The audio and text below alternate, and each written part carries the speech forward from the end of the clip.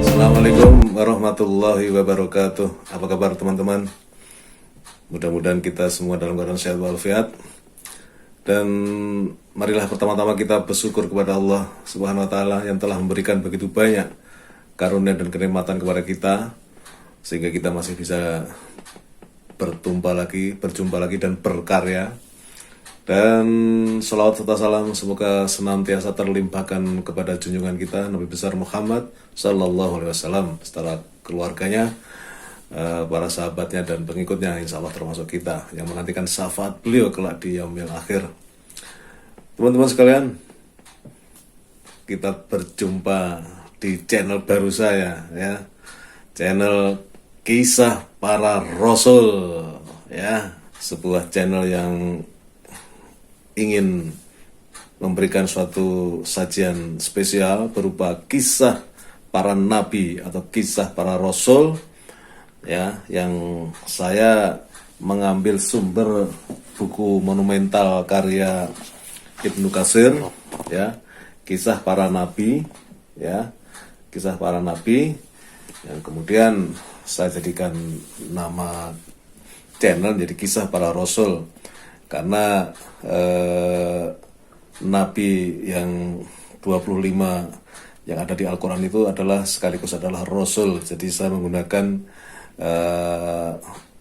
penyebutan Kisah Para Rasul, ya, yang jelas diambil dari buku Ibnu Katsir, Kisah Para Nabi, sejarah lengkap, ya, kehidupan para nabi sejak Nabi Adam hingga Nabi Isa, ya.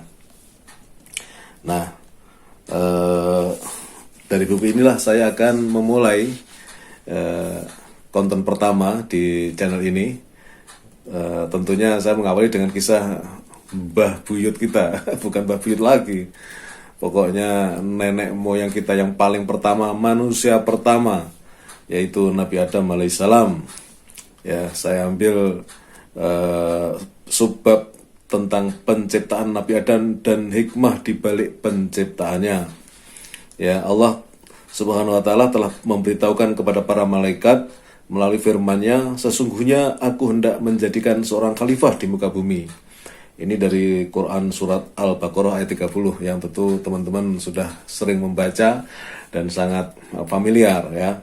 Menurut ayat tersebut, Allah memberitahukan bahwa Dia akan menciptakan Adam dan keturunannya yang sebagiannya akan menguasai atas sebagian yang lain, menjadi khalifah atau penguasa sebagaimana firman-Nya, dan Dialah yang menjadikan kamu sebagai penguasa-penguasa di bumi.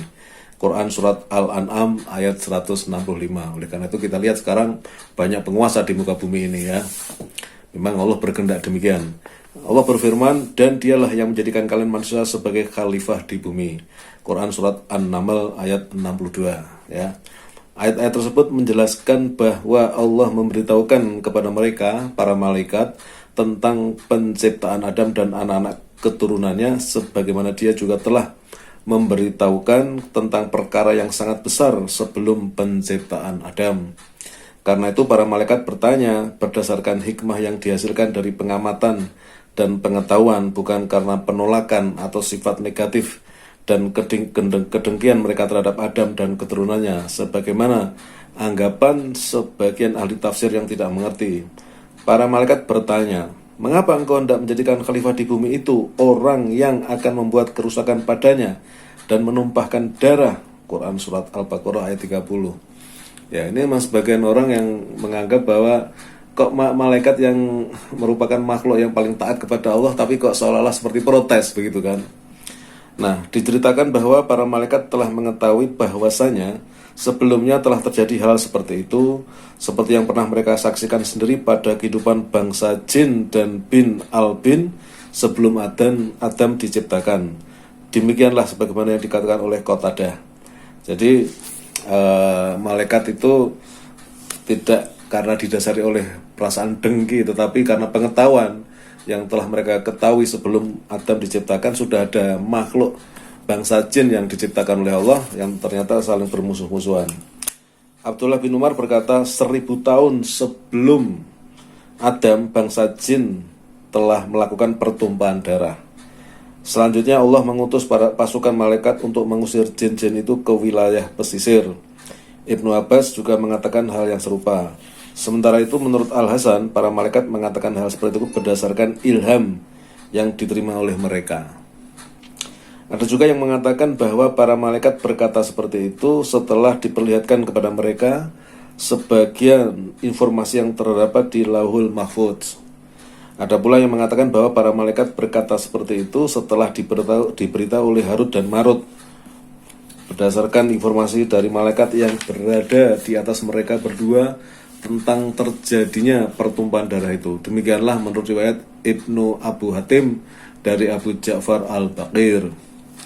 Ada pula yang mengatakan bahwa para malaikat itu telah mengetahui sesungguhnya tidaklah bumi itu diciptakan, ya, kecuali di dalamnya terdapat makhluk yang saling bermusuhan seperti itu. Padahal kami senantiasa bertasbih dengan memujimu dan menyucikanmu. Maksudnya kami para malaikat selalu menyembahmu.